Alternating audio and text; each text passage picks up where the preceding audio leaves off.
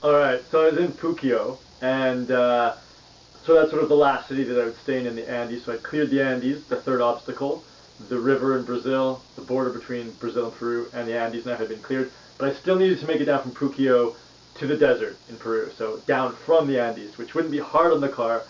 And up until that point, even though I didn't have windshield wipers, it had been dry in the Andes, so it wasn't a major problem. So I'm driving down from Puquio to my next city, Ica. Ica's at sea level in the desert, and total switchbacks, and it starts getting foggy, so it's like I have to drive really slow because you can't see very far in front of you. And then on top of the fog and the switchbacks coming down, guess what happens? It starts to rain. Pretty good too. So I'm like, no windshield wipers, dense fog on like the craziest switchbacks coming down these cliffs from the Andes down to sea level.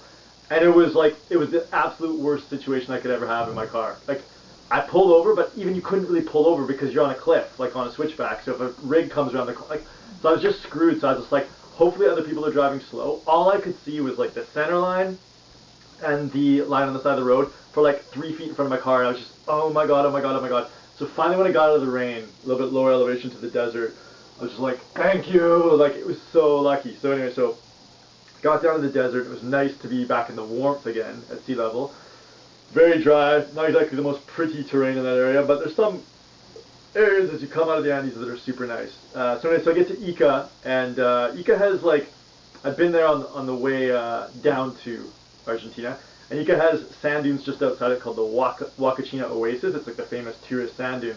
But actually, as I was coming into Ica, getting into my hotel, I could see a massive, huge, massive sand dune hill in the middle of the city, like just sticking out like massively.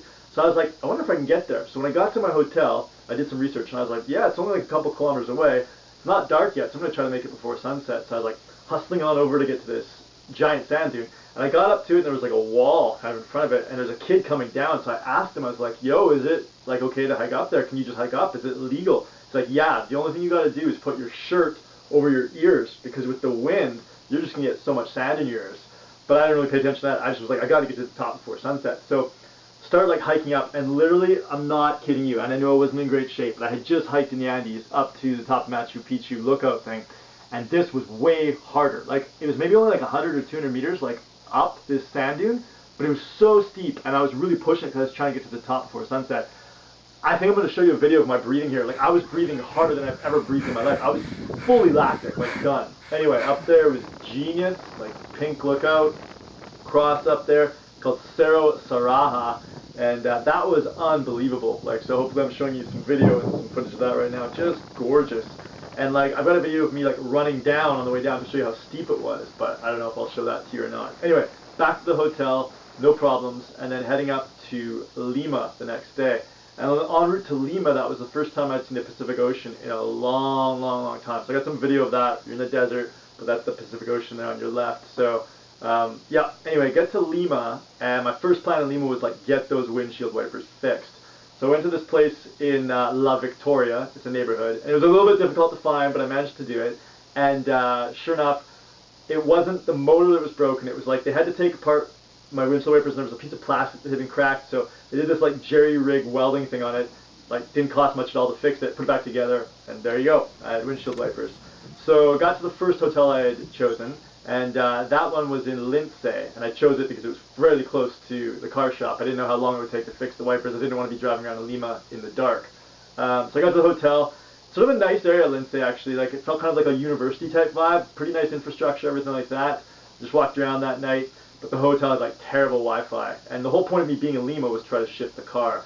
So I needed a place with good Wi-Fi. So I switched my hotel the next day to a hotel that's right on the border between Lima district, like the big Lima, and Callao district, which is like the port.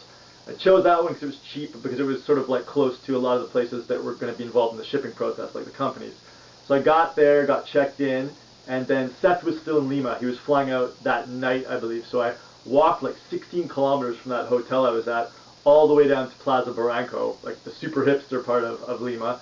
And en route it was pretty cool. I passed this like John Lennon monument that overlooks this like artistic dome thing. You can see there's a little video of that. And then there was like this crazy like happy face thing that was cool. Weather wasn't great that day, but it cleared up that night and got better as the week went on. And then I got closer down to where Seth was, and there's like Malecon. There's this park with like cliffs overlooking the water. There's like a hang glider there or something, like a skydiver, I don't know what you call it, and like actual tennis courts like built into the like fancy business district by the ocean or whatever as well. Get down to Plaza Barranco, meet up with Seth, and that was cool. We just wandered around, talked about his days between when I'd seen him in Cusco and what he was doing in Lima. There was like a genius sunset that we caught. I think we were pretty drunk as well. I was definitely really drunk. And then I went back to his hostel with him and caught a taxi to the airport, but I jumped out closer by my hotel, went to my hotel there, so it was cool to see him again. Then the next day in my hotel, like the internet stopped working, which I really needed to try to get the car shipping stuff figured out.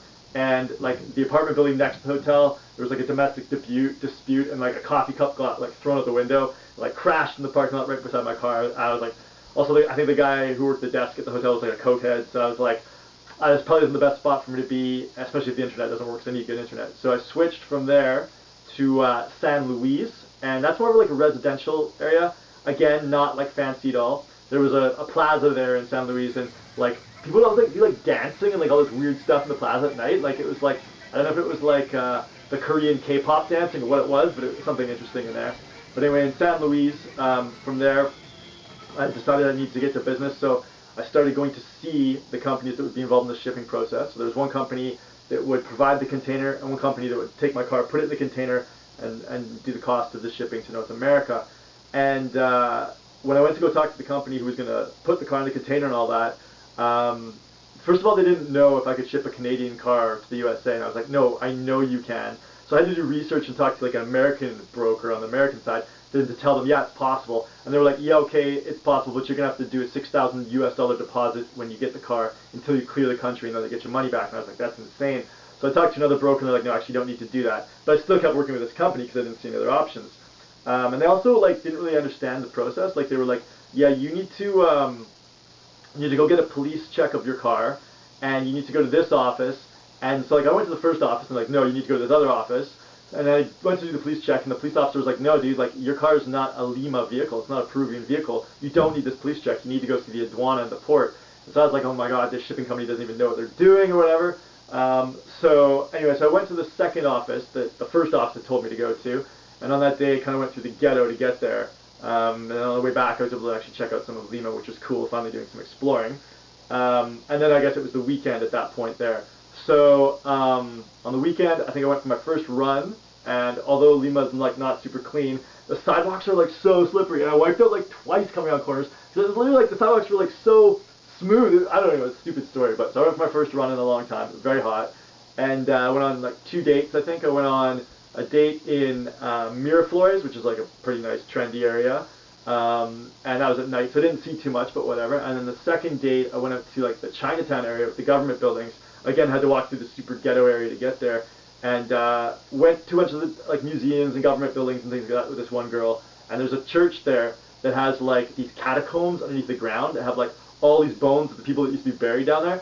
And you couldn't take photos or videos inside. I only got this one photo of like this Arabic type roof thing. But I'm telling you, that catacomb thing was like insane. It was like the best thing ever. I was like underground, these like dark like dirt tunnels and stuff, just like insane. And even the church itself was just insane inside. So good.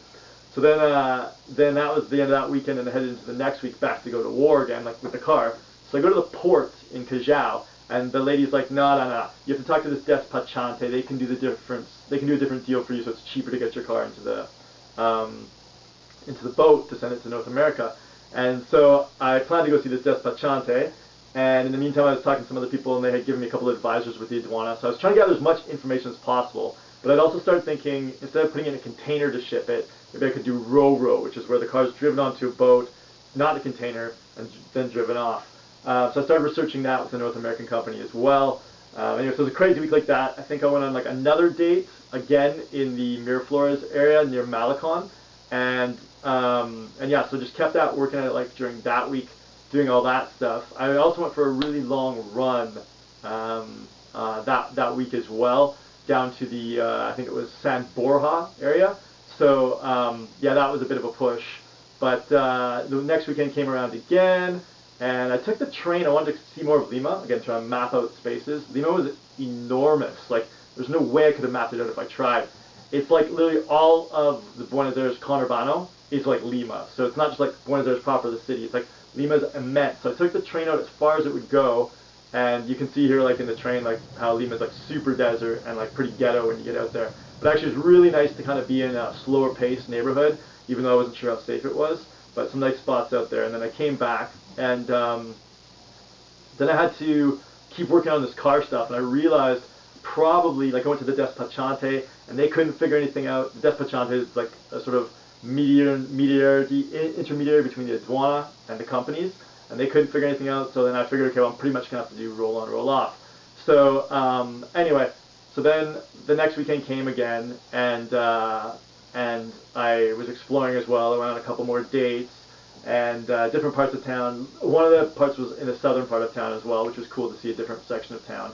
But then the week came again, back to war, and I had a day where I didn't have to do anything, I just wait to hear from people. So I went to this like Jesus Christ statue thing that overlooks the bay near Chorrillos, I guess you could say, in the south of the city. And that was like unbelievable. Hopefully I've got some video for you for that. It was just so nice down there, like desert, hilltops, ocean, like these crazy statues and stuff like that, gorgeous.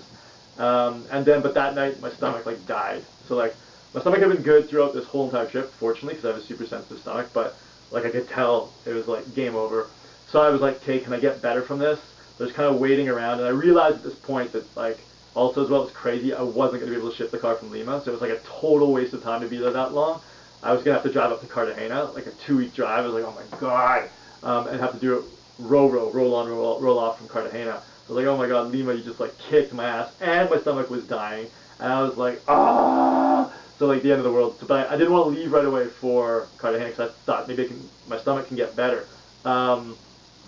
So I was waiting, went up to this place, this sort of lookout in the like north part of the town, Cerro San Cristobal, and there's like a Jesus up there as well, a big cross up there, and you can overlook the city, you can see all of it. It's actually a pretty dangerous neighborhood, so like when I went up there I had to be pretty careful in terms of which way I chose to go up it, because a lot of people get robbed there and stuff like that. So anyways, that was pretty cool, but like as I was saying, my stomach was dying, so I made it back to the hotel, and one of the girls I'd been seeing, she was able to get me some ciprofloxacin, because I realized like my stomach was not going to heal on its own, so I got that, and then pretty much hit the road. And so yeah, man, it was like, Lima like kicked my ass, like it fully was just like, took the wind out of my sails. Up until then, you know, I had my hands on the wheel with the car, I had little obstacles here and there, but I was like making my progress just like right on schedule. Got to Lima, total fail, couldn't send the car from there. Was there for like 3 weeks, and a lot of that was just like waiting around, like twiddling my thumbs, like just like what's gonna happen, the decision being in someone else's hand or a different company's hand or whatever. So yeah, like that definitely killed my momentum, and yeah, I mean the only good thing about Lima, I guess, was that it was gorgeous weather. It was like sunny and dry, like a desert, so that like I enjoy that much more than being in a rainy environment like Brasilia if I have to wait around. So that part was good, but just like yeah, like stomach death, rejected on the shipping of the car, and just like lost my momentum. So actually to start heading north to Cartagena again, even though I was like, oh my god, like I didn't plan to do this, I've already been through all these territories, I just wanted to send the car, to actually get on the road again and get moving, psychologically was a lot better than just sort of like sitting, waiting, with the decision-making process being in the company's hand and not really knowing what was going to happen. So yeah, Lima, 3 weeks, more or less, and definitely kicked my ass, for sure.